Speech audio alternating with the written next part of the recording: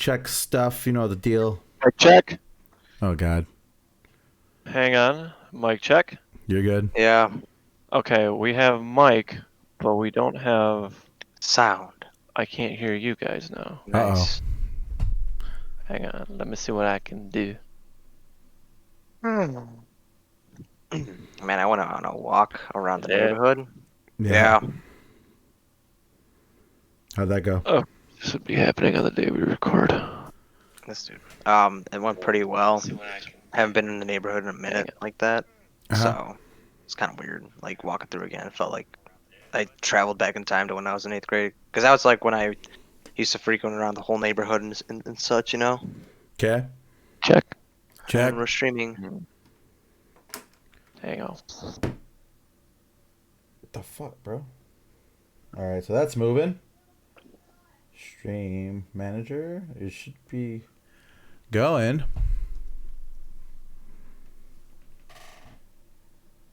Hold on, let me fucking restart Twitch over again, because the shit is ridic. Dick. What the fuck, bro?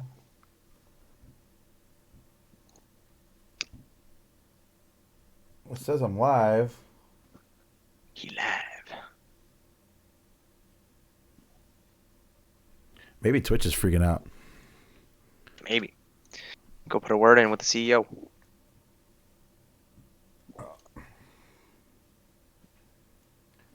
There we go.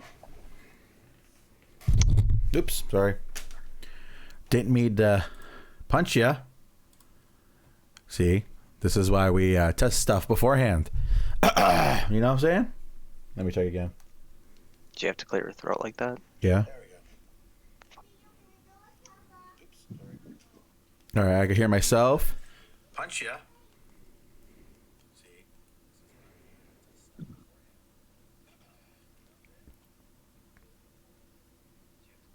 Okay, so you're good. Now, while that's operating, I'm going to throw my phone on the charger. I'm going to grab myself my Arizona, and I'm going to come back. Give me 1 second.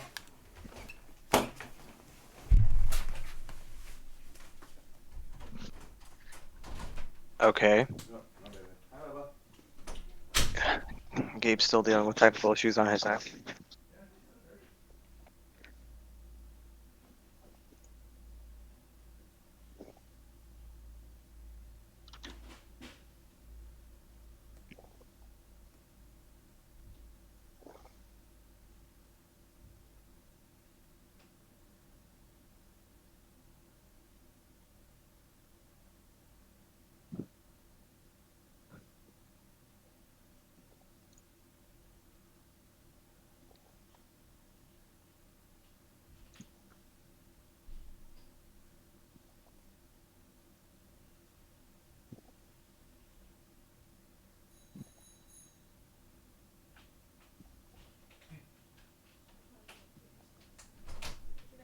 All right. Yeah, baby.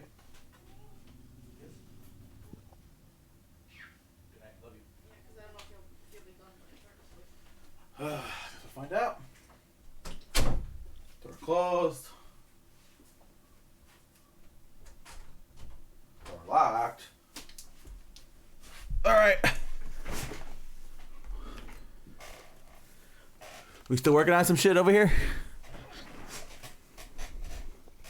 I'm just reading. Sweet. Apparently, in my one class, a lot of people did ass on an assignment. So the teacher for this week, it's the same assignment. It's a makeup assignment, but it's the same assignment. But instead of using R in R Studio, we're using Python and Spider. But I don't have to do it because I got a 94 out of 100. So Sweet, I'm assuming man. I was probably one of the only ones that did well because he commented on my thing saying good at like 6:18, and then at 6:25 he commented again saying very good, and I was like, okay. He graded you on that curve, huh? I don't know. I mean, it's a 94 out of 100. I only messed up on one question, really. Okay.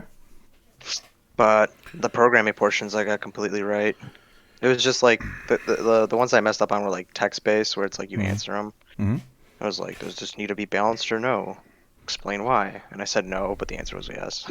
Oh, okay. Bink. And that was like really it. The other one I got right, but he gave me a point off because I guess my explanation wasn't good enough. So I got like a 19 out of 20 on that part. I was like, okay. Cool. But fuck it, 19 out of 20.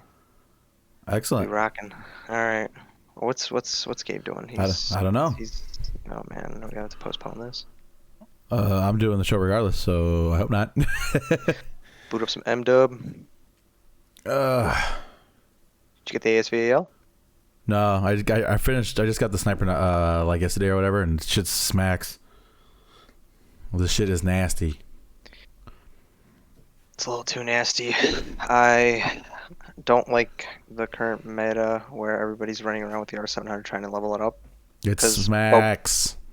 Because both guns are busted right now. They are. He muted himself again. The ASVAL has a penetration value of like 10 million. You can essentially two-tap someone in the head by shooting them through a shipping crate and a brick wall in spawn. It's like stupid. No, yeah, I don't have it yet, but we're coming together. I got it, but I just didn't use it yet. Oh, and I also need a recommendation from you because like I was using the A94 for the first time like last week and it was pretty ass. So I don't know if you have any like class setups and whatnot that work really well. I can pull mine up after because I'm kind of experimenting too. I don't have it fully leveled up yet. So I'm slowly working on it too. Like I don't know because it's the same ammo type essentially that the M4 uses and in a different one. But the thing that sets it apart is that it's a 600 round per minute rifle. So and then the hyperburst, the two shots at once, like I feel like I'm pegging a dude maybe 3 or 4 times with hit markers and they just like shit on me by, with again the R700 or the ACL or literally any other gun. I'm just like, what the hell? Like the thing's okay in like long range engagements because it's pretty stable, with the right attachments like what I have right now. Likes guns a lot. But yeah, I'm like, this thing sucks because I'll literally get 3 or 4 hit markers and they just turn around and drop shot me or some stupid shit like that. Hey man, okay. Welcome to Call of Duty. Mic check. Yes, we can hear you. Fucking A. Oh, see? Dude's audio devices are like. Yeah. No, they all shut down. You gotta keep that shit loose. What the fuck happened? Bro, it's like a muscle. You gotta stretch that shit out every now and then. Gabe stared at them and said, "Yeah." Yeah. Oh shit. So Gabe, this might be the first time in recorded history that you wouldn't be included in a pre-roll. Fucking A. Sorry, bro. Oh, how am I? Oh man. We get promotions. Because that was 7 minutes and took a minute. Wait, we did pre-roll with audio issues? What would be the first time? Why am I surprised? Well, I didn't have audio issues. You had audio issues. I told y'all to wait. No, you didn't. We'll see. Yeah, you're right. We'll see what we can do. But hang on. Are you guys hang on to your fucking throat. Nice. You guys ready to get this cracking? Yeah. Burp my cracking. What is going on, guys? Welcome to the Secondcitykids podcast, episode number 163. 163. And we are back. I know it's been probably about 3 weeks since we've done a show. You guys know the deal, man. We're going to take our times doing these things, so we have a lot of stuff to talk about and hopefully make a show that's worthwhile for you guys to listen to because, yeah, it's good times. So, but yeah, we are back on a beautiful day on the south side of Chicago, Illinois. Beautiful night, rather.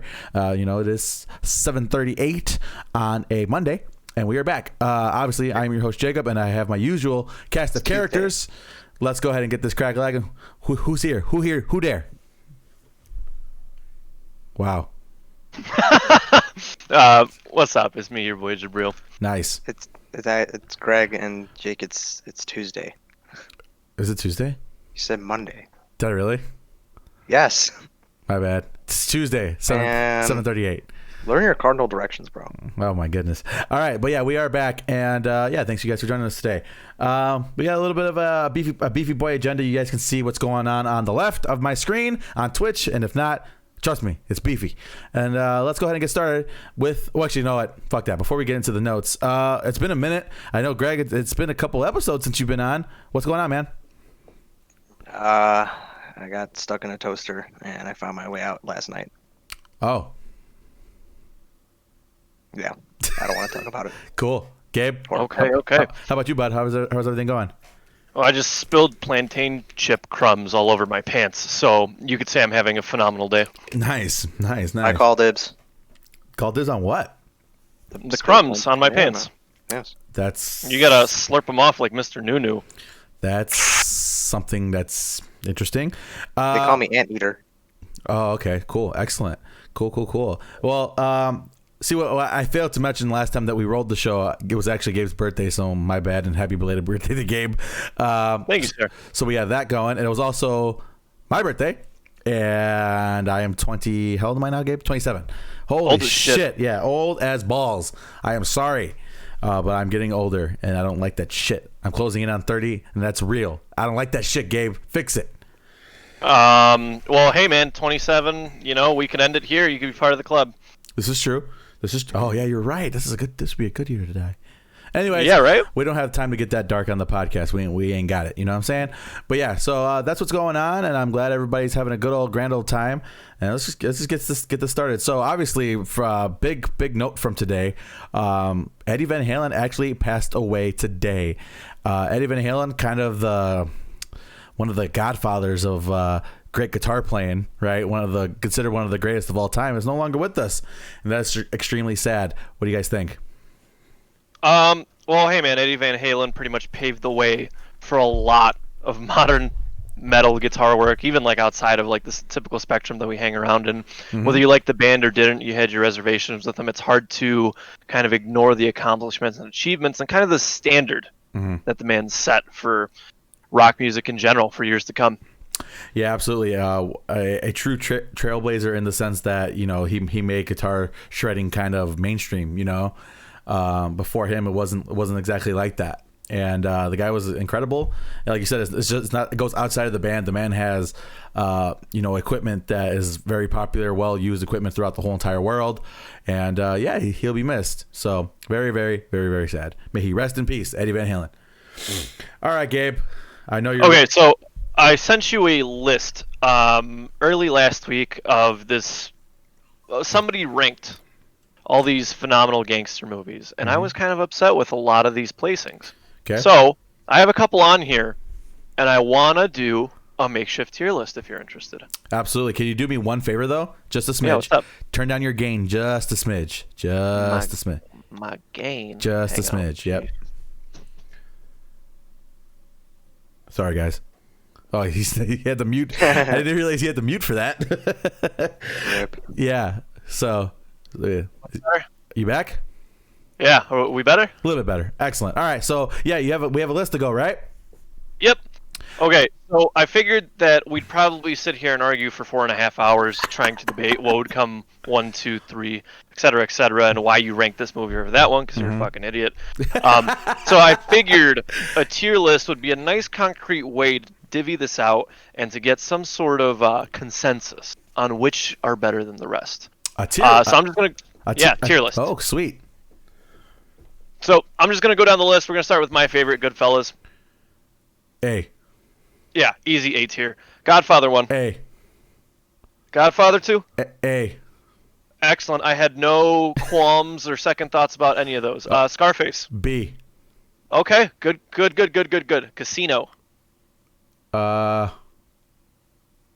C. Yeah, I was going to say low C, but I'll give it the benefit of the doubt. The Departed. B. Okay. The Irishman. Haven't seen it. Yeah, I like D tier. Donnie Brasco. Oh, he's thinking, ladies and gentlemen. D? Not my favorite. D. Wow, you really didn't like Donnie Brasco. Not my favorite. Okay, fair enough. I don't care about the movie enough to argue that, so it'll stay in D tier. Reservoir Dogs. C. Both as a mob movie and as a Tarantino film, C. Yeah, I agree. Carlito's Way. D. D. Wow. Okay, that was a bit of a stunner. I was gonna say like high C, low B, but okay. Well, okay. So there we go. I guess part of the list that infuriated me. Do you remember what they put Casino way above The Departed, like 20 numbers above it? I think that's what really pissed me off. Yeah, I think. And then I think that was it too. Yeah, I think you were upset about that quite a bit, actually. And they combined Godfather 1 and 2 into like a single entry onto the list, and it's like, bro, like, okay, calm down. Well, do we just not want to give anybody else a fair shot? And if they're gonna do that, then you have to include 3 too. You have to. You know what I mean? Because like it's not exactly fair. You know what I mean? You can't just take, Right. You can't just take 2/3 of the edible and just be like, yeah, I'm good. No, you have to eat that whole motherfucking thing to get the full effect. You know what I'm saying? Yeah, if you include all 3, I think that would bump it down to low A, high B. You know. I don't know about that. I think it'll still be an A, but it would definitely change the dynamic. The rankings internally, like high A, low A, like you said, high A, low A kind of a situation, but definitely not a B, definitely not a below B, no matter what. Okay, copy that. That was a lot easier and a lot less painless than I thought it was going to be. I mean, you did it in a tier list. You got to keep it simple because, like you said, we could argue all day internally about what's a better movie and what's not. But if it's a great movie, it's a great fucking movie, and there's no arguing that.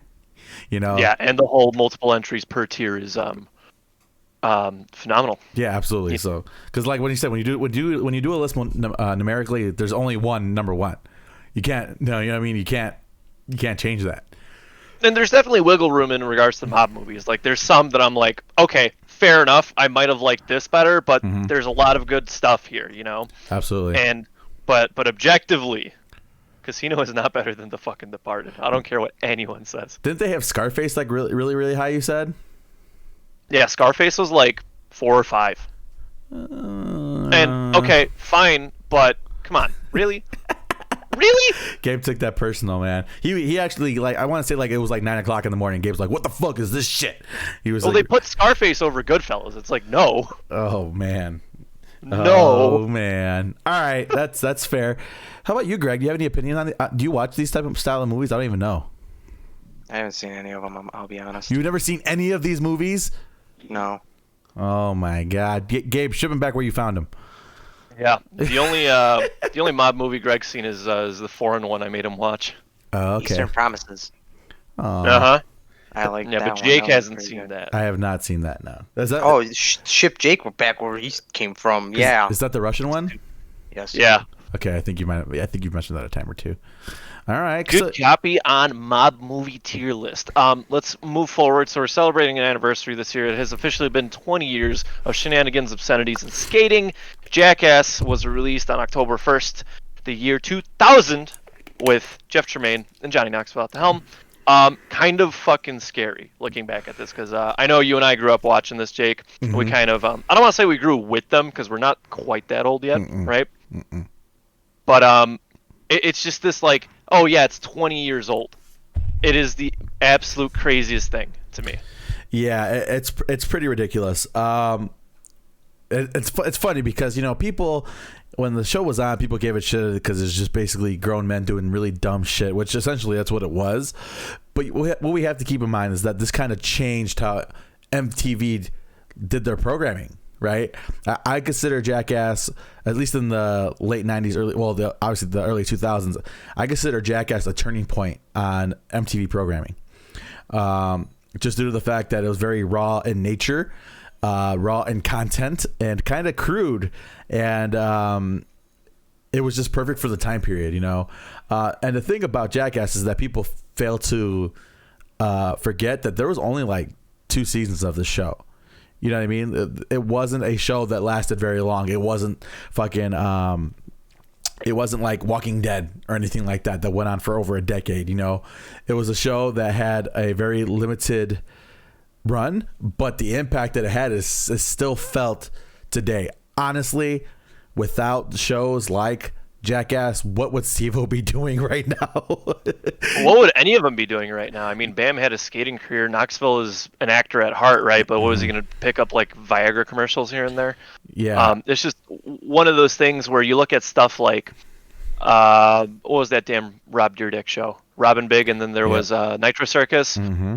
And then you just look at half the shit people are doing on YouTube now, and it's like it's somewhat derivative of Jackass. You know, they were the first ones to mainstream it and kind of get it on the big screen. And it's hard. You put it best, man. Like, it's hard to not acknowledge those films if that's your brand of comedy. Yeah. You know what I mean? It was fuel for preteen to teenage boys to do stupid shit with their friends and to kind of live vicariously, or sometimes not vicariously, depending on how stupid you were, through the actions of these guys. And it's like the ultimate frat boy kind of a deal, you know what I mean? Kind of comedy shit that you and your friends joked around with growing up. And yeah, man, it's just it's glorious. And you have to keep in mind that this is a TV series that spawned 3 films. Name how many? Well, hang on. It's a TV series that spun off Wild Boys. Yeah. That spun off 3 mainline films. Viva La Bam? Two quote unquote half movies. Mm-hmm. Then you have Viva La Bam, Bam's Unholy Union, and then most people in that weird production got some form of like post fame and shit like that. And it's just crazy. You look at the web that this cast and crew weaved with one another, and it goes so fucking insanely deep. Yeah, and it's just a wonderful thing. It's one of the greatest shows of all time, just due to. I don't know. I just recall fond memories of turning on MTV at 11 o'clock at night, 11:30, and just hearing that theme song, bro. Like, and it's just, I'm sitting down and I'm gonna fucking watch them get fucking ball shot fucking on repeat, going down. Yeah, I mean, like, shit. Who didn't, after watching Jackass, who didn't take a shopping cart and just like, you know what I mean? Oh man, like, it's a very natural part of growing up. Fun fact: the Jackass show and movies were how my dad and I bonded, right? Really? So, like, we would watch him, and he'd be like, don't tell your fucking mom what they're doing here. Why Jackass? Why did he choose Jackass to bond with you guys? Because it's hilarious. I don't know. He came down, and I was watching it one day, and I was like, oh, shit, I should probably change the channel, right? 'Cause I'm like 9 or 10 at this point. Yeah. And he's like, hang on, leave it. And we just watched it all the way through, and then all the movies uncensored, and it, like, gets him to the point where he's crying. And we've seen these things dozens of times, you know what I mean? For sure, like, 100%. Some of those Jackass movies are the hardest I laughed in theaters probably ever. Oh man, probably. What is your favorite Jackass gag? Oh man, let me think. Best Jackass gag. Oh, the fucking hand, the high five. That's it. Yeah, the high five's definitely up there, and then the glove in the wall from Jackass 2 is up there for me as well. The Valentine is what it was called. Yeah, the Valentine. It was punched people in the head, and it was those 2 things, and it's funny, were opening bits for both of their films. Yep.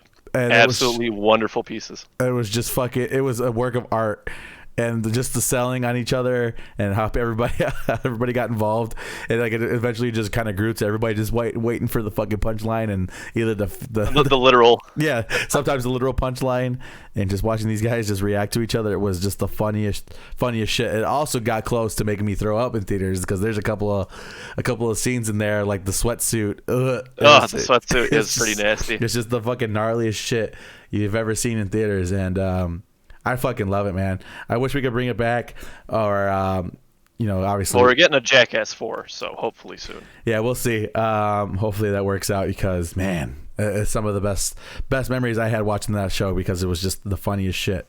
And even when I look back as a grown adult, because you think, well, that's just teen PBS and kind of humor. Nah, bro, that shit is still funny today.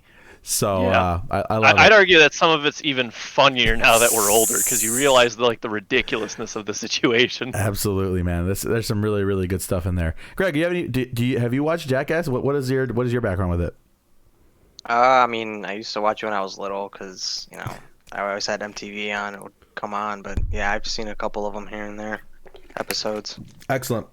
I consider it top 5 MTV shows of all time, easily. You know what I mean? So yeah, I can see that. So I'm just it's really stunning to me that it's been 20 years. That is a wild thing that's happened. But very, very good. Happy anniversary to the Jackass and all the crew. You guys, I don't think they realize the impact that they have on society. When they started the show, I thought they would think it would be just a nothingness and that would be over with. But no, it was a cultural phenomenon. You know what I mean? Quick little flex. I have my entire Jackass collection signed by Mr. Steve-O himself. Oh, look at him flexing on all of us. But yeah, so very, very cool. Happy anniversary to the Jackass and its crew. We thank you guys for all the fun, all the laughs, all the broken bones. Absolutely.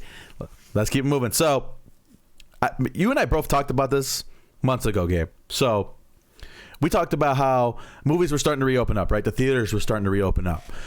And it seemed like a lot of the movies that were supposed to be coming out have pushed back a little bit, right? Or they've pushed back the release date, or whatever it may be. And I mentioned it. I'm like, hey man, I mean, if they don't start dropping movies in theaters for people to see, there's going to be no movie theater to open up to when it's time. And the first casualty has fallen. Regal Theaters is closing all of their United States buildings, all of their United States storefronts. They're not going to be showing movies anymore. This was announced after No Time to Die 007 was pushed back until April of next year, which don't get me fucking started on that. I don't get it. This is just annoying. But yeah, Regal, I think, what is this, the third largest chain in the U.S., closing its doors. Quite sad. What do we think? Okay, so I've been to Regal. I was never the biggest fan of it, but it is still one of those things where it's like, who's next? What? It's one of those things where you're like, who's next? You know what I'm saying? Oh, for sure, yeah. Like, is AMC gonna go down? Is Marcus gonna go down? You know? Icon, one of these guys, you know? Yeah. What do you think? Because Regal was pretty big. Yeah, it's up there. Like I said, I think it's either second or third, either Marcus or Regal. I think they flip flop a little bit, and it's a big deal. And like I said, I get it. I understand why these movie studios are so afraid to hop right back into the theaters with their stuff, and they're afraid of obviously the bottom line more importantly than anything else. But if this continues on any longer, we're not going to have theaters, you know? Yeah, because like if you look at AMC, like what they're showing like Back to the Future and shit, you know what I mean? We need movies to get people back in, to kind of get back to some kind of normal. I don't know what the plan is, because I think Batman got pushed back too, but I think that had more to do with the production situation with Robert Pattinson getting sick. They pushed The Matrix up, so maybe that'll help.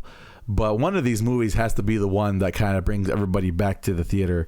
And I don't know, man. Hold on. What the hell? And it's just a weird thing, bro. I mean, I don't know what we're gonna do. I don't know what moviegoers are gonna do. What do you think, Greg? Do you go to movies a lot? I mean, I don't particularly care for movie theaters. Okay. I mean, I get the whole stigma behind them. You know, it's an outing to do and it gives people something to do and go see like the latest film on a big ass screen, loud audio and etc. But I'm sure that when all the movies close, they'll probably be releasing movies like online, you know, that you'll just be able to like buy, which I'm wholeheartedly Like they have been. yeah, you know, like I wouldn't mind that because like, you know, with movie theaters, I feel like it's always like, oh, you buy snacks, spend a lot of money, and then particularly for me, the audio is way too loud. Like sometimes a gunshot or an explosion and it will like deafen my ear, and I'm just sitting there like, you know, both fingers in my ears, like this is too loud. Someone please turn it down. But I don't know. I don't particularly care for them as much, so this doesn't really affect me at all. Like if every movie chain theater or whatever actually ended up shutting down, I wouldn't really, you know, go head over heels, you know. Oh, well, yeah, man. I don't know what to do because I love going to the movie theaters. My wife loves going to the movie theaters, and it's just kind of a weird thing. And like Gabe said, who's next? You know, who else can hold on to this fucking financial Hunger Games that we're going on with these movie theaters right now? I'm sure these theaters are running with minimum staff, and all these kids, stupid high school kids, need a job. You know what I mean? We need these places to be open. And for my own selfish reasons, I just want them to stay open because the movie-going experience for me is such a large part of my life. And I'm not even just talking about recently. I'm just talking about even when I was a kid. My dad used to take me to the movies all the time. The last thing I want is for them to close. Aren't drive-ins making like a resurgence? This is true. Now, would I trade a couple of these chains for drive-ins to be just a regular thing from here on out? Maybe. But I haven't attended one yet. Has anybody in here attended a drive-in yet? Negative on my half. It's a weird thing, man. I don't know. Hopefully they stay open. Hopefully they find a way to stay open. And yeah, man. But it really starts with these movie studios, man. It really does. All right, let's keep moving. Gaming. So about 2 weeks ago, Microsoft bought out Bethesda. Yep. I know there are some questions, comments, and concerns about this transaction online. People are concerned that, well, we'll never get a 6 Elder Scrolls. They're just going to keep re-releasing it, etc., etc. There's a lot of people going, oh, well, these franchises and series are ruined because Microsoft has. How do we feel about this entire situation? I'll let Greg go first. I go first? Yes. Personally, I mean, I haven't really seen, like, if Microsoft usually is, I guess, partaking in a development of a game, at least in my experience, it's always been good. Okay. And lately with Bethesda, they've already been re-releasing the Elder Scrolls on damn near every platform since 2011, and from the whole launch of Fallout 76, it was kind of a shit show, albeit they are kind of bringing it back slowly with the DLC that's coming out. So I don't know. I think this might be an interesting move, especially since Microsoft Studios, they have blur and such that they use for Halo, so definitely may be a good chunk of better cutscenes on, Bethesda games and whatnot. Imagine seeing Wolfenstein with blur cutscenes. That'd be pretty cool.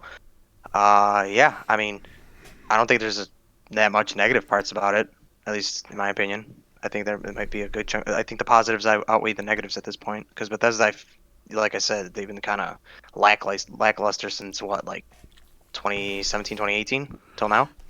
That sounds about right. Here's my thing. We've seen a lot of companies like EA, Activision kind of cannibalize their subsidiaries and such. I got a pretty good feeling that Microsoft won't do that. Do you think this means Bethesda titles are Microsoft exclusive moving forward? I don't think so, actually. I don't think so. Because, I mean, you move something like Fallout or, the Elder Scrolls to Xbox exclusivity, now that entire, IP is going to tank. I think Microsoft will retain its exclusives, but I also do think that they're going to play around with the idea of, hey, Bethesda, do you want to make a Microsoft exclusive that's not Fallout? You know what I mean? Yeah, for sure.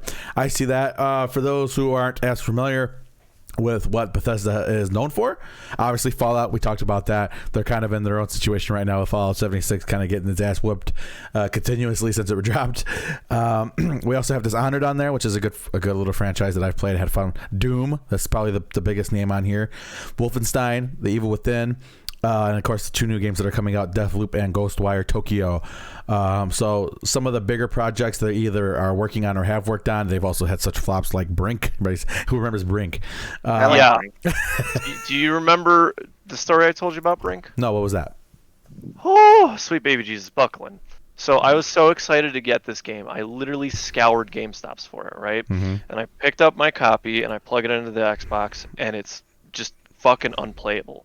So I jump through hoops, I install it on the fucking hard drive itself, etc., etc. Mm-hmm. And I was literally so excited to play this game. It was $10 used, right? Mm-hmm. And I put all this time and effort and research into what the best way to play it is, what this and that are, blah blah blah. And I was like, everybody, let's get this game. We'll play together, blah blah. And it's a fucking shit show. I hate that game. Greg, I'm sure you have a wonderful opinion about how it's the greatest game ever made. Go ahead. What? I said, I'm sure you have an opinion about how it's the greatest game ever made. Go ahead. It wasn't the greatest game ever made. It definitely had its issues, but I thoroughly enjoyed it when I had it on PS3. I mean, it died pretty quickly, but it did. I had some fun with it. It did. I think Brink was one of the first games to come out that they declared the COD killer, quote unquote. Yeah, didn't work out too well. Anyways, so yeah, man, that's the dealio with that. Kind of a big deal because there are some really large titles obviously on there on that list that I just gave you guys, and I guess we'll see what it's like moving forward because Bethesda's a big boy, man. Like when Bethesda talks, people pay attention, and I guess we'll have to wait and see what's going on with that moving forward. So speaking of kind of the future, right? And again, I know this is a couple of weeks old at this point, but I wanted to talk about the PlayStation 5 conference, as well as just the calamity that was the PlayStation and Xbox, because both of them had their issues. Their launch titles, situation when it comes to when they dropped it on retailers. So Who watched the presentation? Did any of you guys watch the presentation that they dropped a couple weeks ago? I did not. Okay. I didn't, but I read through the list of games when we were me and you on Discord like that one day. Yeah. So, a couple things to notate. A couple of bigger things. Final Fantasy 16. It is exclusive to the PlayStation 5, which is kind of interesting. Bigger deal. Hogwarts Legacy they showed, which I don't think is going to be exclusive, but it's that finally that long-awaited Hogwarts game, Harry Potter game that me and Gabe probably talked about probably a handful of times at this point. Long time ago too. Yeah, kind of a bigger deal, an open world RPG styled game, and I am quite looking forward to this. What about you guys? Yeah, I'm digging it. I'm curious to see the longevity of the game. Yeah. Considering that it is multiplayer faceted and stuff. What about you, Greg? What do you think? I haven't really seen anything about the game, and when it comes to Harry Potter, I used to be a big fan, like 5th grade, but I definitely fell off. So might just float underneath my radar, or I might pick it up if it's like in the bargain bin, I guess. Okay, fair enough. A couple other things that they announced. Obviously, they showed off a little bit more of Spider-Man Miles Morales, so that looks good. They also showed off the Devil May Cry Special Edition, Uber Edition, whatever the fuck they're calling it. Devil May Cry 5, getting a special edition that's coming to that. What else did they show us? A little bit more Resident Evil they showed us. There's a couple of other useful interesting things that they showed us along the way. Obviously, the big boy that they closed out at the end was God of War Ragnarok, dropping that on our heads. Apparently next year it's coming out, which is shocking to say the least. I expected them to say 2023 when I saw the logo, especially when they didn't really give us a whole lot of details, about it. What do you guys think about the God of War Ragnarok really little trailer teaser thing? It looked fun. I'm just kind of curious to see if it will be pushed back. Yeah, because it does feel kind of soon, doesn't it? It does. I was telling my wife, I'm like, man, if they're coming out with this next year, I'm like, they must have been working on this the moment the last God of War came out, because that game took 5-6 years to develop or something ridiculous, and yep. Yeah, it is kind of interesting to see that they're really coming out with another one, man. It's a weird thing. But with that being said, so that's just a couple highlights from the presentation. And overall, I would say the presentation was successful. I watched it live, and I was hook, line, and sinker. You know me. I'm a fanboy. I can't help myself. However, what was said to us is that we will be getting information relatively soon about potential pre-orders and how we're going to do that. It went from that to within probably about a 5-hour time period saying, okay, going to be available at select quote unquote retailers tomorrow, as early as tomorrow, which everybody's like, okay, that was kind of sudden, but okay, at least it was a little bit of a notice. And within hours of that, they dropped it on all the major retailers: Target, Best Buy, Walmart, GameStop. All of these guys dropped their pre-sales. What essentially happened was nobody can get one. All right. I don't know what the deal is. Apparently, the large retailers put it up for pre-order without permission.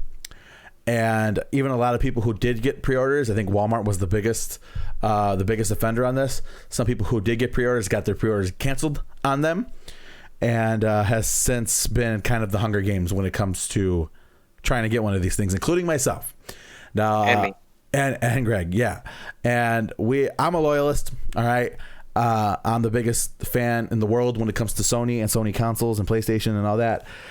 This is a tremendous disappointment. I don't recall having this issue when the PlayStation 4 dropped at all. I was able to hop on Amazon that same day and get it, and with very little issue. I don't know what the fuck they did, but they really fucked this up. And Xbox did a lot of the same thing from what I understand. I don't understand how in modern day, in a technologically advanced society that we live in, how we're fucking this up. Tell me how movie theaters like AMC do movie tickets better than a multi-billion-dollar corporation like Sony and Microsoft when it comes to the release of this next generation console. He upset. It is a clusterfuck, and both of them should be ashamed of themselves because they totally fucked They're consumers. They totally fucked their player base in this situation, and I don't understand how it happened. And I still haven't got one, man. I still don't have my hands on one, and it's pissing me off, man. I am angry, especially since we were told, hey, man, if you sign up early for, an invite event, quote unquote, you'll be guaranteed to get one. Well, I fucking signed up for it, and I didn't fucking get one. So, from what we're being told, they're like, whoa, we have plenty of consoles coming out, and we've made more consoles for the PlayStation 5 than we did for the 4. That's bullshit. All right, you're not going to convince me that in the middle of a pandemic you have developed and made more consoles than you did when the 4 came out. Don't fucking lie. Be 100% honest, and maybe people will take it easy on you. But they're full of shit. Sony's full of shit. Microsoft is full of shit. And I'm angry.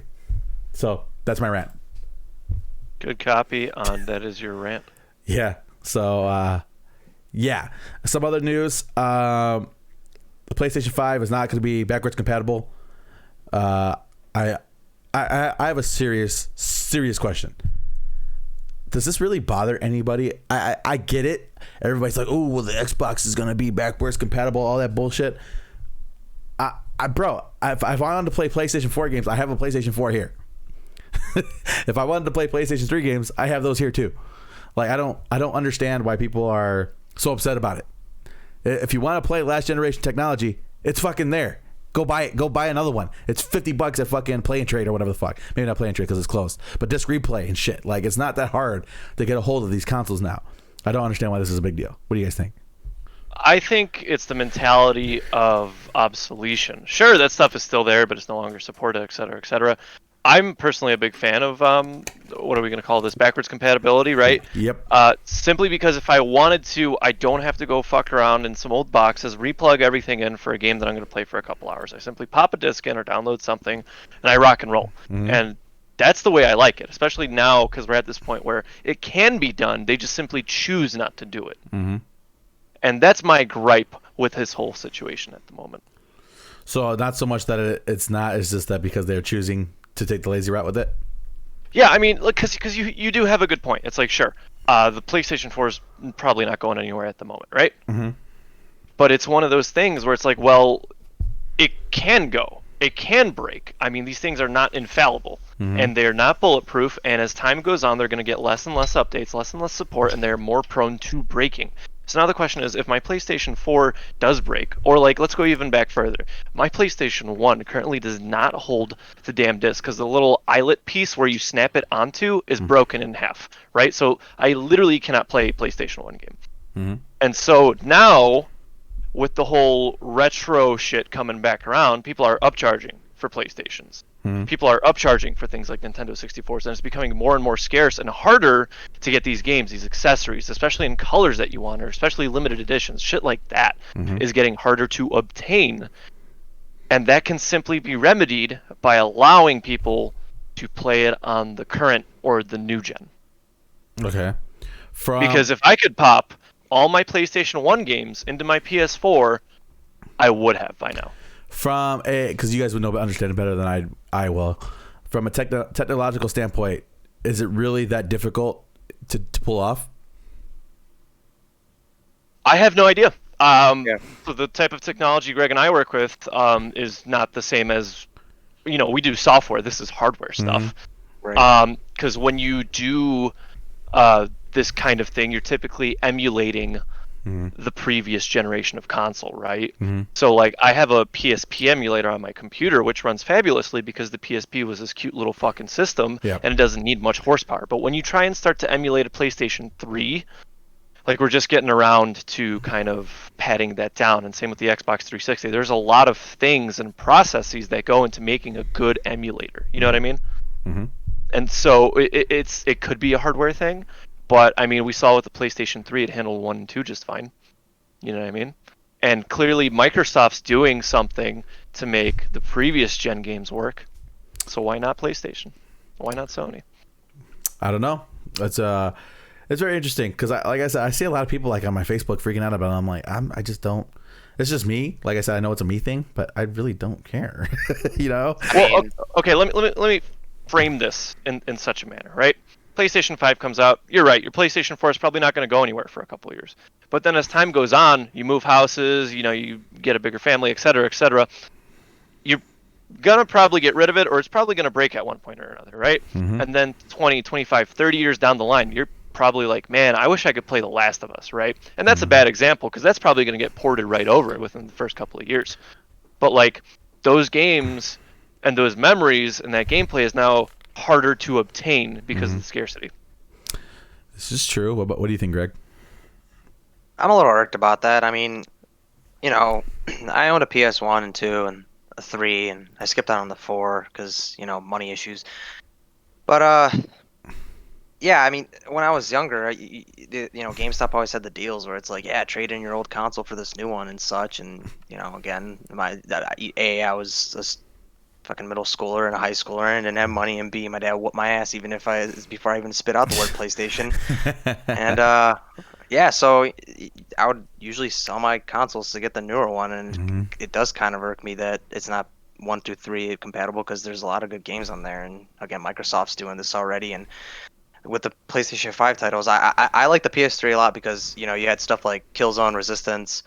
Man, you fucking love Killzone, Infamous. bro. Oh yeah, man. Like I would definitely love to be able to get a PS5 like a digital edition and then find like the Killzone trilogy as a download and just boot that up and just relive my childhood. Like I'm a little irked about that, especially 1 through 3, especially because 1 through 3 was like the best of the best. Yeah, they're pretty sick. I mean, I haven't really played much 4. Yeah. But a lot of PlayStation 4 stuff, a good chunk of the AAA titles already came out on Xbox and PC, so I've already touched base with them except for the exclusives. But yeah, I mean, I'm pretty little. I'm not like oh my god, I gotta put a word in with the CEO of Sony, but it's a little concerning. I got you. I feel you. All right, but yeah, I don't even. It doesn't have to be like a thing where it's like, yeah, let me pop my old disc in. It could be like I go on the Microsoft store right now. They label everything. It's like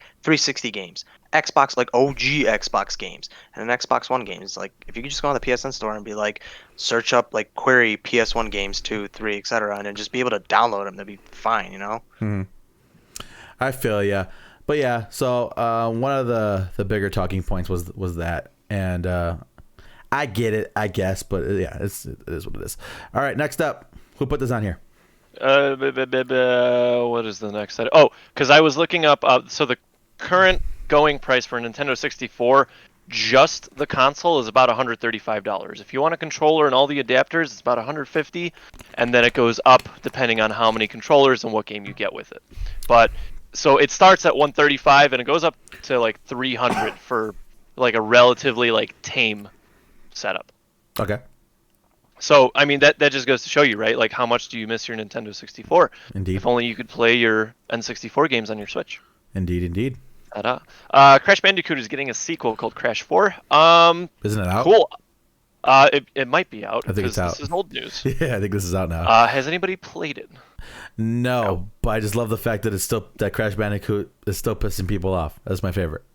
Yeah, released October 2nd, 2020, so we're a couple days into the release. Okay. I love this kind of weird resurgence of platformers. We got the Spyro remakes, we got the Crash collection and stuff like that. I guess we'll see where it goes. I feel like platformers were very like trendy, almost gaming fad, if that makes sense, because to be honest with you, like some of these platformers I go back to, I just fucking can't stand anymore. You know what I mean? Like gaming has just evolved so much, and there's so much more to do than just like, hey, collect this and jump here and stuff like that. Which platformers can you not stand anymore? Oh man, I'd probably have to go through my collection here, but I mean, like, okay, let's do the obvious one. Like Super Mario 64 still holds up, right? Just because that's like the platformer, if we're being honest here. Super Mario 64 is if it's not in your top 10 greatest games of all time, something's wrong with you. You know what I mean? It's just the Super Mario 64 is still almost fucking 25 years later still the best Mario game ever released. And if it is in your top 10 and you threw the penguin off the ice mountain, then there's still something wrong with you. For sure. But yeah, what else, Gabe? What else you got? I guess I was just gonna wrap up with it was a gaming fad, and it still might hold some weight today, but I don't think it'll be selling titles like stuff like Call of Duty. You know what I mean? It's just like the boat has sailed, and now we got to see how that stuff holds up. Spyro and Crash 4 sold because of nostalgia reasons, right? And I'm sure they're competent games, but I didn't buy the Spyro trilogy because I was like, oh, I've never touched this. Let's start a platformer at 23 years of age. No, nobody does that. You buy the Spyro trilogy because you fucking played it when you were like 6 years of age. Yeah, there's probably some truth to that. But the thing is, I think a platformer is good for like the entry level gamer. You know, somebody who's new, who is not familiar with how their controls work, and who maybe not have the best hand-eye coordination. Like, I would start my daughter with like a Crash Bandicoot. You know what I mean? I wouldn't start her with fucking Call of Duty or none of that shit, because it just doesn't make any sense. But I feel what you're saying. I mean, it is kind of interesting to watch it come back around a little bit. But like you said, I think nostalgia has a lot to do with that. Now, I wish Crash Bandicoot well. I hopefully it turns out well, and hopefully people buy it and all that. But I'm probably not going to buy it, So I don't know. What do you think, Greg? I think with platformers, it's when you, like you said, it's decent for entry level gamers, and also if you're a completionist, because a lot of these have collectibles. And me and Gabe, like at one night we were booting up Spyro because I played Ripto's Rage back in the day. It was really easy. It was kind of too easy to the point where it was boring, and I just almost didn't want to continue on. But one game, we got we got a good chunk of way through. We like cleared like 6 or 7 stages in like, I don't know, maybe 30-35 minutes, and we were just like plowing through, and the controller was just going back and forth, right? And I was like, damn, like this shit used to be a lot harder when we were younger, but it's like we learned, we adapted, we overcame, and now we came back to something that we learned on. It's like riding a bike with training wheels. Yeah, one platform I really want to see come back is Sly Cooper. Ooh. I miss Sly Cooper, man. Oh, that game was a bop. Yeah. I think they came back with like the trilogy on PS3 or something like that. Yep. I bought that shit and I was like, oh man, this is fun. Sly Cooper is fantastic. I love it so much. It's just such a good game. But with that being said, I mean, it's funny that you guys mentioned that. You're like, oh yeah, and it is kind of your younger gamer sensibilities, but man, I've seen rage tages of Crash Bandicoot. So well, again, these are like the speed, like they make a challenge. Like you can take something easy and make a challenge out of it. You can do stuff like speed runs, 100%. I'm talking about normal gamers playing the Crash Bandicoot remakes. What? They're getting pissed. Yeah, get. I'm gonna send a video in that little in that new thing that I didn't even know you got. I feel like I got fucking jumped in your earlier today. Telegram. I'm like, what the fuck happened? I felt like I got jumped. Anyways, because I'm like, actually, it's like, oh, Gabe's like fucking throws me in a basically a locker, and I'm trapped with you guys. But I'm gonna show you guys send you guys a video of a grown ass man getting fucking furious at these Crash Bandicoot remakes. Maybe it's just like a solo Crash thing, because people are getting got upset over Crash Bandicoot remakes. So yeah, yes and no. I understand what you guys are coming from, but yeah, we'll have to wait and see. But yeah, there's probably some truth to that. I guess we'll have to see what happens in the long run with these styles of games. Like I said, I hope they do well, because they're fun. They're fun little games for you guys to play. Man, we should try to play Crash Stone, Gabe. That'd be kind of fun. This dude. So that's an idea. But yeah, before we move on to this thing, because I'm gonna talk. Did you guys happen to see the new Call of Duty zombie trailer at all? Bits and pieces of the zombie trailer. I mainly saw the multiplayer trailer because zombies is always. Well, I'm starting to get back. I'm starting to get into it a little bit more because I'm like, well, when me, Gabe, and friends played like on PC and such. But back in the day, I was never really into zombies, and the last good map, in my opinion, was Ascension, because after that, it just spiraled out of control into like Easter eggs and shoot the moon with this laser, and then resurrect Cleopatra and steal her weave or some shit like that. It just got too insane. That's why I was like always multiplayer and story focused. Zombies, I would like jump in if I'm just no internet solo. So let's see how far I get. Okay, Kate, what do you think? So I didn't see any footage. Zombies is always kind of a treat for me, even even if I only watch like the explanation videos, I think they're very well woven and stuff like that. And I love the fucking timeline. It's just like I'll rewatch that thing once a year, like a 2-hour long video explaining everything up to the point, because it is a good story. You know, I like it quite a bit. There's a lot going on there. That being said, man, I'm holding out on this COD. I'm probably holding out on COD for another like 6 or 7 years if we're being honest. Oh here. my god. Oh my goodness. I'm holding out on COD on PC. That's the main point I wanted to get at PS5, because Call of Duty on PC now, Modern Warfare is pretty much thriving because they introduced crossplay, which is always great, but there's still a decent chunk of optimization issues, especially with AMD builds like I have. Like, I have to play on windowed mode with like normal graphics, because otherwise I can't play normally. And Warzone still you still when Warzone crash. first came out, I was like crashing. I'm like, what the fuck? Like my rig is definitely built to handle this stuff. And even before that, when Call of Duty was only on PC, it always died out within 4 months. It came to a point in time with Advanced Warfare where I would play with like a guy and then drop the game for 2 months and then boot it back up, and then it's the same fucking people I played with 2 months ago that I'm in the lobby with, and I'm like, they'll message me, be like, oh hey, I haven't seen you in a while. It's like, yeah. I mean, it was a different experience for sure, because no aim assist and trippy controller movements. Like, I believe Advanced Warfare was definitely up there for me as the title. I loved Advanced Warfare, especially on PC. Like, just the whole nutty crackhead exosuit experience. But this COD, definitely gonna pick it up on console, and probably just gonna stick with Call of Duty on console. Unless it's a crackhead like COD, like Advanced Warfare was, then maybe I might think about picking it up on PC. Bro, I'm gonna stand by the fact that I said this a couple years ago. Advanced Warfare is easily one of the most underrated Call of Duties of all time. Man, I love that shit. Yeah. Even like the package drops or whatever. Yeah. I mean, it was quite money inducing, but when you got that AK-12 RIP, oh man, nice. Yeah, that shit, it's lactating nipples right off the bat. Or the Speakeasy for that one SMG. ASMR one. Yep, that was sick, man. Yeah, the Speakeasy. Oh man, and it changed it aesthetically too. And it's not always buffs. It came with debuffs too, like decent range, but you get like a damage fall off or more recoil or something like that. So it still kind of kept it minimally balanced. Correct. Except for the Val. The Val is just awesome shit. Absolutely. So they do have some changes going on with COD Zombies this year. So the storyline, they said that canon is canon, that they're not going to go back and try to bring back, Richtofen or Dempsey or none of like that. That this is going to be a new set of people called Requiem, I guess is the name of the organization. However, the trailer opened up with something that I thought was rather interesting, and I know Gabe knows the storyline very, very well. But apparently, the trailer opened up with a female called Sam calling Weaver and letting him know that there's something going on. And when she called, her passcode was Max's. Look at that. Yeah. Ties. It all ties together. So it looks like Samantha Maxis is in this some way, somehow. She's involved.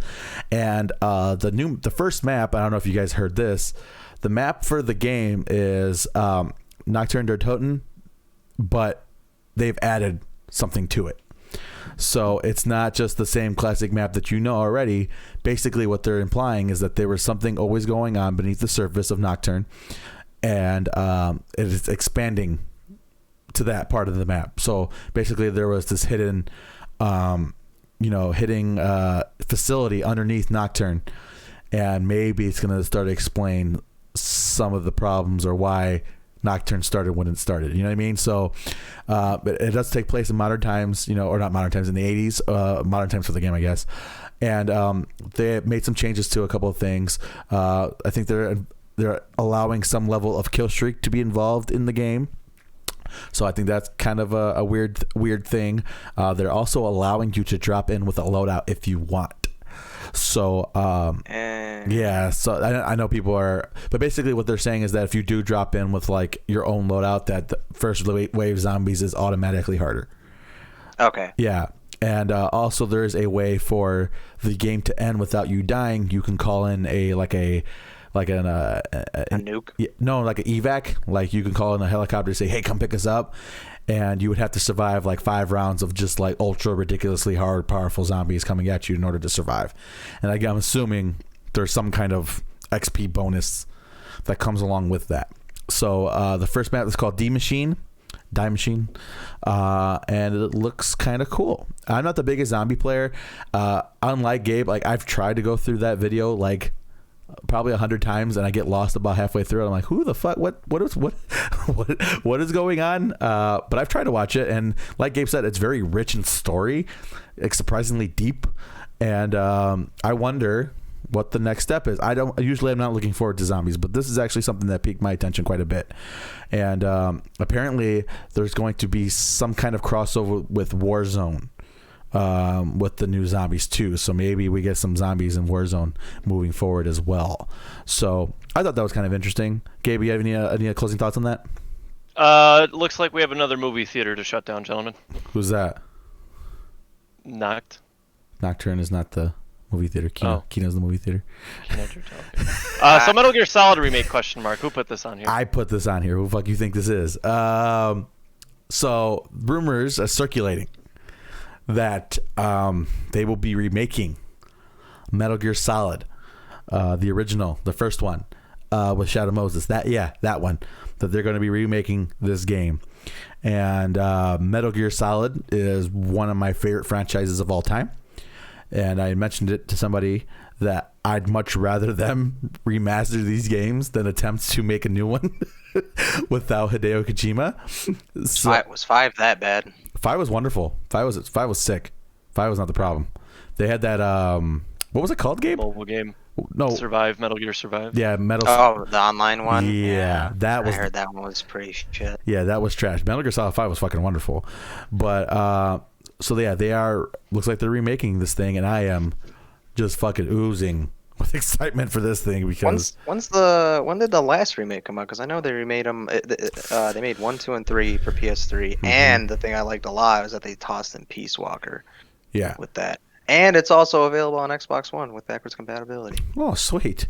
So yeah. When did they remake that? I feel like it was like 2012, 8 years ago or something. Like that. It was a while ago. 8, 9. Yeah, it was a while ago. But yeah, it's going to be a total remake. In a similar vision of, I'm sure, the Resident Evil games. So where it's just kind of a reimagining, redoing, fixing of the game itself, and I'm pretty fucking jazzed about this, guys. Hey, I can play through 2 and still not understand the whole plot of the game. God, it took me I was literally researching it. I beat it on PlayStation 3, Metal Gear Solid 2. Mm-hmm. I was like 2 weeks in trying to research what the fuck was going on. I still couldn't understand it. It's just one of the most difficult franchises to kind of figure out what's going on all the time, because it's just it's like Liquid Snake and Solid Snake and Liquid some with going on with cracking eggs in a frying pan and Metal Gear Solid 4 that was 4. Yeah, that was 4. That was some weird shit. I'm like, why are you cracking? There was a message in that. I know there was a message with that, and I was like, what is going on? Why are you trying to metaphorically say something with cracked eggs? Fuck. Hey, man. It's like solid plasma snake. What the fuck? That's fucking Hideo Kojima for you, bro. I love it though. Yeah, I love it. It's ridiculous, and I'm excited, man. Speaking of weird metaphors, Silent Hill 4, mm-hmm. The Room, is now in GOG. Yeah, I put that on there. I was gonna transition with speaking of games that need remakes. But yeah, I noticed on Reddit that Silent Hill 4 The Room is now on GOG, which is fucking great. Well, first off, I had to actually check for myself because you don't believe a lot of stuff on the internet, but it's actually true. I have a question. Nice, 'cause I have a question. Yes. What is GOG? It's just another game market platform like Steam. Oh, okay. Yeah, I'm sorry. It's like Fanatical, formerly BundleStar. But okay. Yeah, it's on PC now, which is pretty cool because I think the only Silent Hills on PC are like Homecoming, which from what I heard was pretty ass, and there's another one, but I don't remember which one it is. And I'm pretty happy about 4 being up on PC, since that was sort of my entry point with Silent Hill into the series. So I didn't play like 1, 2, or 3 or whatever, but I did start with 4 The Room mainly because it came with the, those monthly subscription discs that you get with like your PlayStation, mm-hmm. like for your PlayStation 2, and you can yes, pop sir. it in. It's like game demos and shit. Mm-hmm. Yeah, I played Silent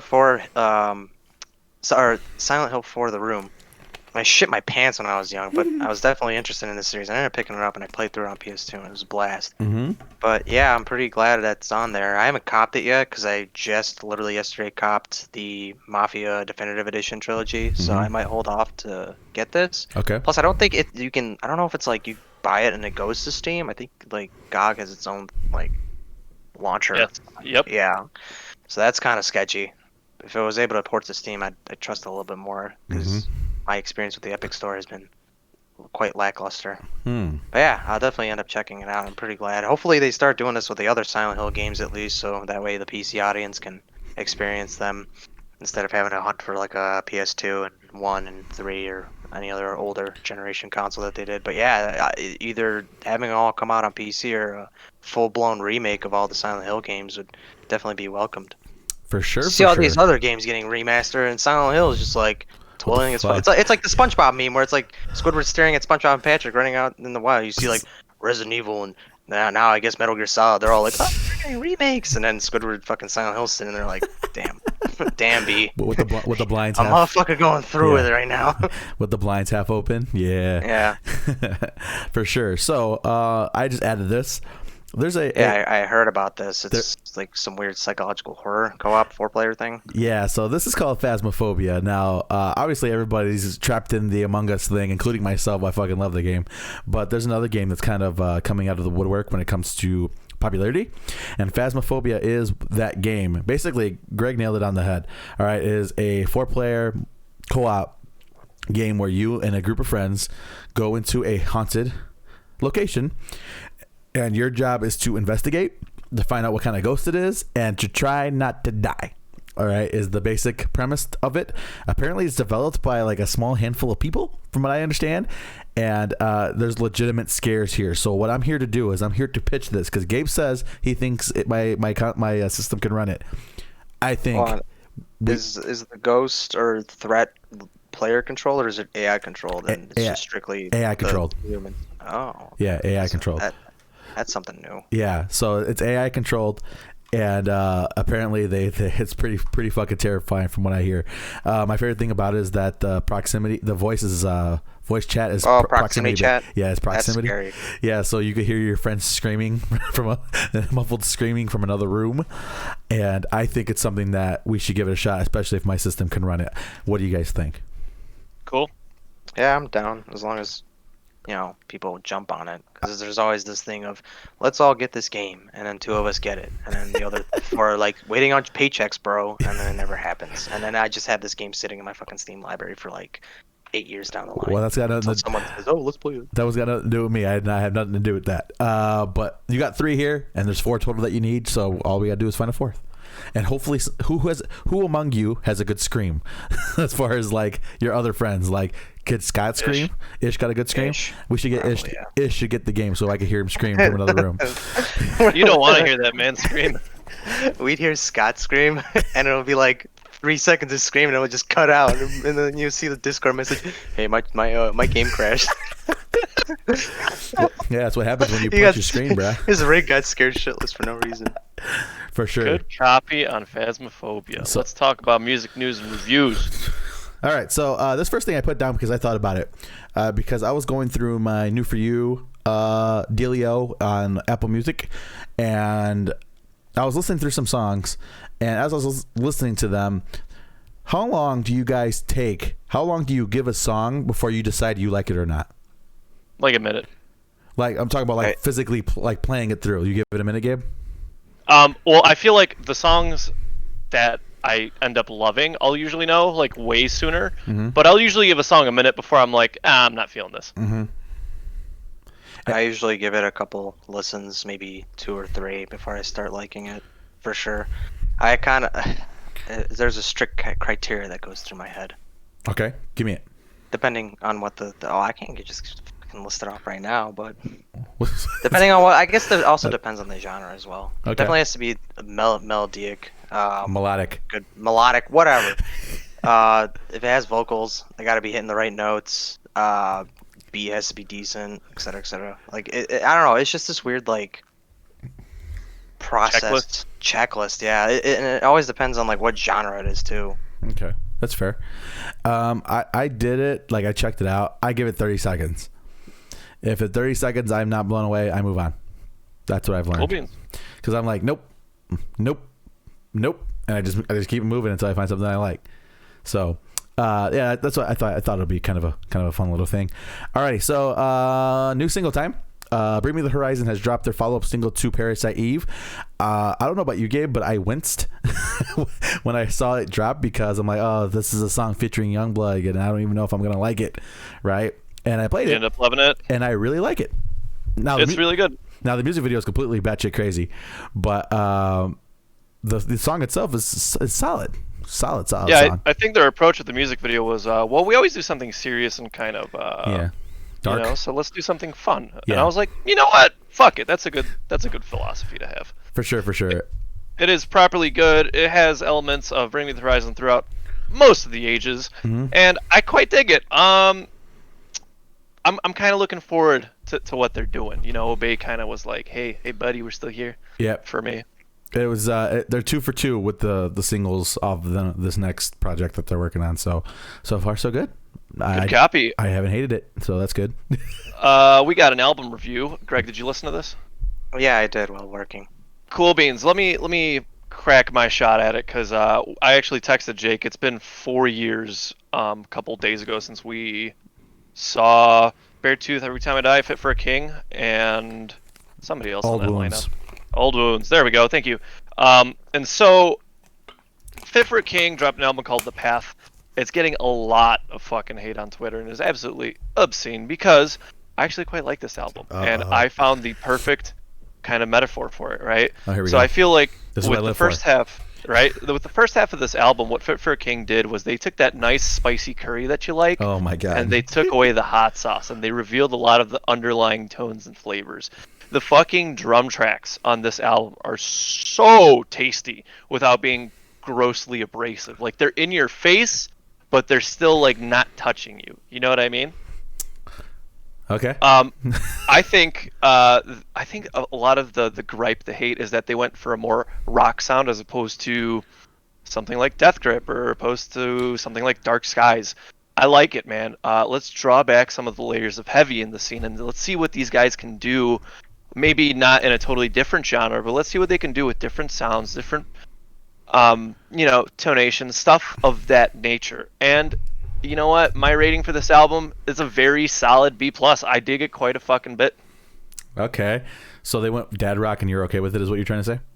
I don't think they went full-blown dad rock, to be honest with you. Maybe in the first half, there's definitely like pertinent elements of dad rock, Sure. but towards the latter half of the album, they retain that nice, heavy Fit for a Kingness that people have grown to love. It's just a matter of they're always comparing it to their old work. Like, oh, this isn't Death Grip. Like, of course it's not Death Grip. Death Grip came out 4 or 5 years ago at this point. You know what I mean? Like, move with the times. For sure. Okay, Greg, what did you think about it? I don't really listen to Fit for a Kings that much, and I haven't really listened to a lot of their stuff at all, so I can't really do something in depth at like Gabe. But I can definitely say from an outsider standpoint, that I thoroughly enjoyed this album. I think, well, I was working, doing my daily work on my job while listening to this, and tracks like Annihilation and Vendetta definitely wanted to make me punch my fucking computer screen with a balled up fist. But one song definitely stuck out, and it hit all the check marks with this style of music in my head. Sure. And that was God of Fire.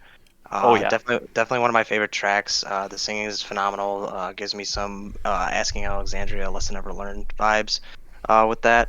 Yeah, like those 3 tracks just stood out for sure for me, especially God of Fire. That's just such a banger of a track. But no, overall, I thoroughly enjoyed this album and might check out Fit for a Kings a little bit more if they, do more stuff like this. Okay, cool. Yeah, absolutely. It's one of those things where, we've had this talk, and with the 100th album dropping on Friday, I think it's time to kind of wipe the chalkboard of like preconceived notions in regards to this aspect of music. You know what I mean?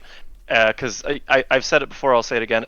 As long as they can sleep at night, that's all that matters. Because they're doing what they enjoy, right? Sure, absolutely. Sounds good. Cool beans. Yeah, I didn't listen to it yet, so I don't have an opinion yet. I think you'll like it. My money is on that you'll enjoy it, or at least most of it. All right, yeah, I'll probably check it out. It's on my list because I saw that you guys were doing your world. That I knew that Gabe was doing that. Kind of surprised that Greg did it. Good job, man. It's not a bad little review. So I'm gonna go ahead and get to that next, but let's move on to something that's huge and important to me.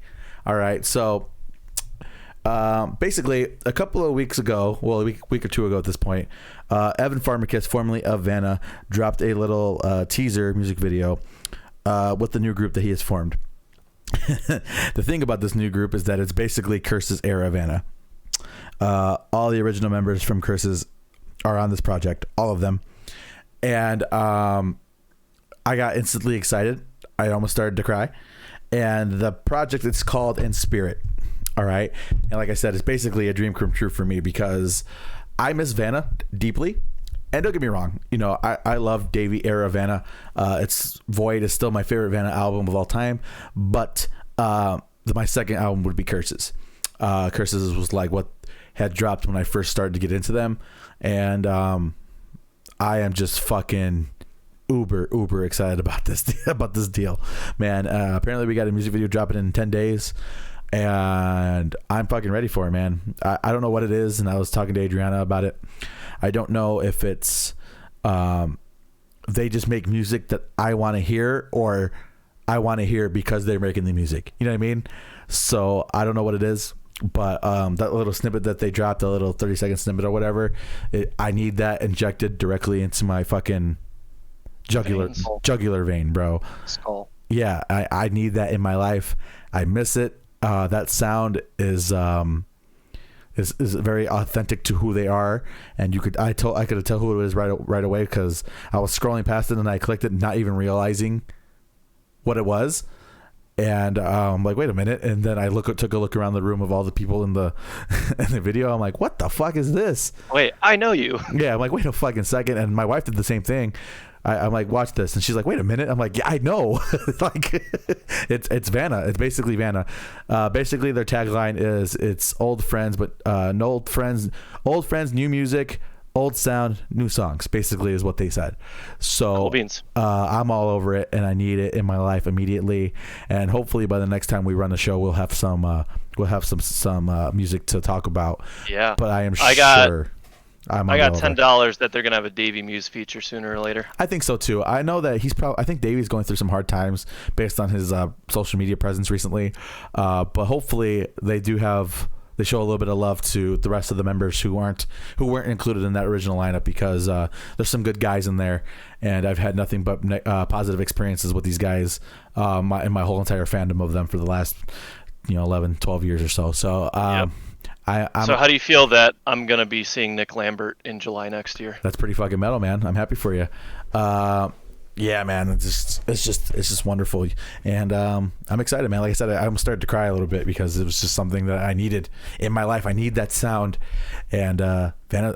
I guess I don't want to say Vanna's back, but they kind of are in a spiritual way. In spirit, yeah. It's funny because I showed you that band Come and Rest the other day, and I was like, "Hey, man, you miss Vanna? I miss them too." And now they're like, in spirit, they're back. Hey, see what they did there? Because in spirit, yeah. Mm-hmm. Yeah, I love it. So we have two additional singles, one by a smaller band called WiltWither. The song's called Turquoise, or as I like to call it, Turquoise. Check it out. It's dirty, it's nasty. The production, these younger bands are getting it, man. The production on this song is fucking awesome. Studio grade quality, as you would want and expect out of a band that's trying to get big. These dudes are going to go somewhere. I can almost guarantee that. And then a slightly bigger band called SpiritBox. Holy Roller, keep the spooky and rock and roll. It's definitely have flavors of heavy in it. It's very, if you like Killswitch Engage, you're going to love this band. Oh, nice. Because this is like, it's female fronted if I'm not mistaken. And it's very much in the same like spiritual vein. The guitar work is like, I don't want to say derivative, but inspired. Mm-hmm. You know what I mean? And this band is doing something right with merging that weird trifecta of like metalcore / hardcore, like your typical rock fans, and then like your like dad rock, butt rock kind of genres. So, and they're kind of bringing everybody together. You know what I mean? You just dropped butt rock. I'm ashamed of you. Yeah.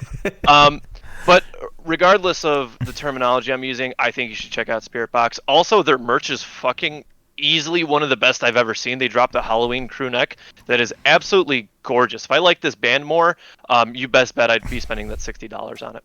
Okay, fair enough. Very, very cool. We got anything else on the music news and reviews section of the podcast? Yeah, I have one last thing, a little gripe or complaint. Every Time I Die tweeted the other day, they just said, hey, and everybody was like, what the fuck is the album? They are expert level trolls, those guys. You know who runs that account?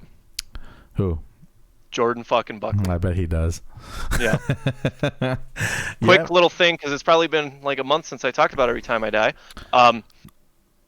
New Junk Aesthetic had its 11-year anniversary, if I'm not mistaken. No, it's not that old.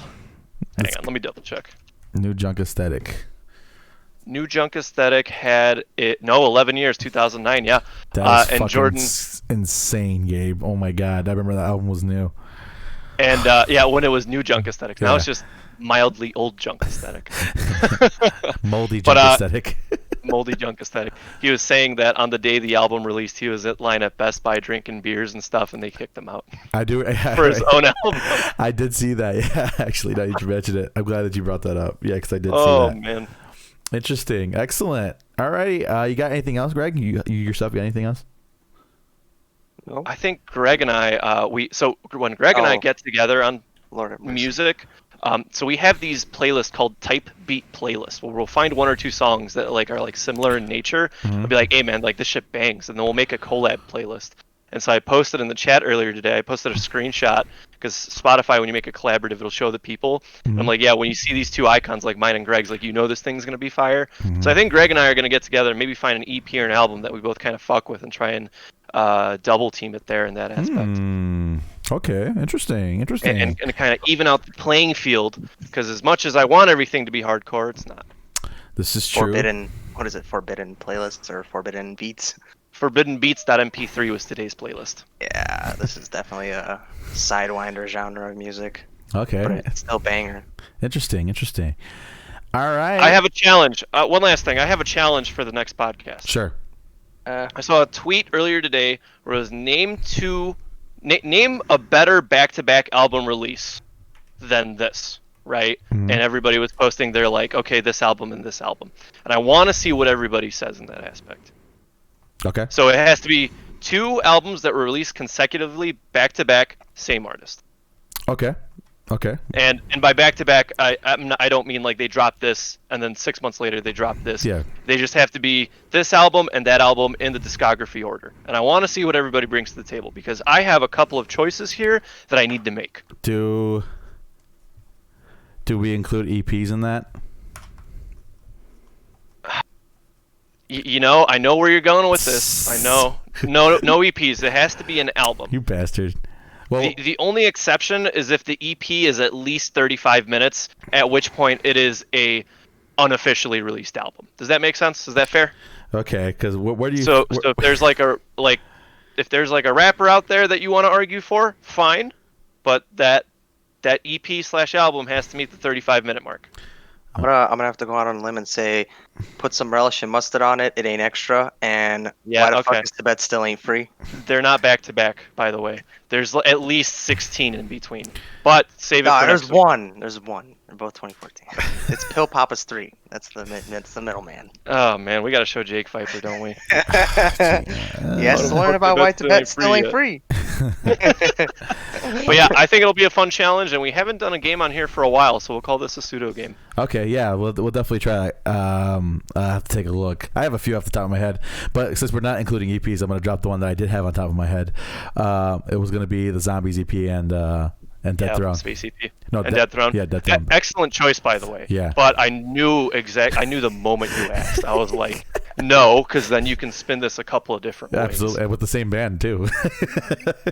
I'll say this. I think you can pick any two in their discography back to back, and it wouldn't necessarily be a bad choice. Maybe not the best choice, but I don't think it'd be a bad choice. Yeah, they don't have any bad albums really, so. Yeah, and maybe that's another game we should play. Bands with no bad albums, even though we've played it before. Put it on there. Put it on the agenda for next time. I'll let you copy and paste it because you get Oh. angry at me when I I did. You're when right. I Bro. delete it. Yeah. Yeah. So, yeah, man, that was I would say a productive episode of. I think we got in. We did what we needed to do. It's like going in on to work on like a Saturday morning. You don't want to be there, so you don't look at your phone because the sooner you get done, the sooner you get out, right? Absolutely. Yeah, man, that was fun. Thank you guys for joining us this week on the Second City Kids podcast. This was episode 163. 163. And we'll be back next time for episode 164. 164. And until then, folks, deuces. Bye. All right, so we are off on whatchamacallit? That would be hopefully. How the fuck